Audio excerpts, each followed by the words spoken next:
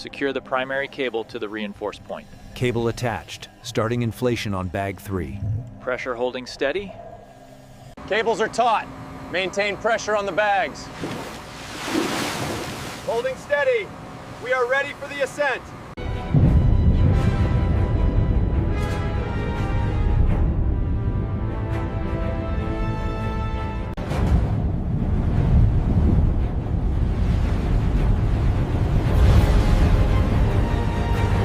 She's rising.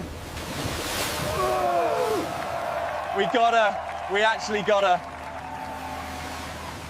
The thermal readings indicate a potential stress fracture, just fracture near the keel. Look at the extent of this corrosion. The pitting goes deep here. Yeah, I've marked it down. The frame underneath is still solid though.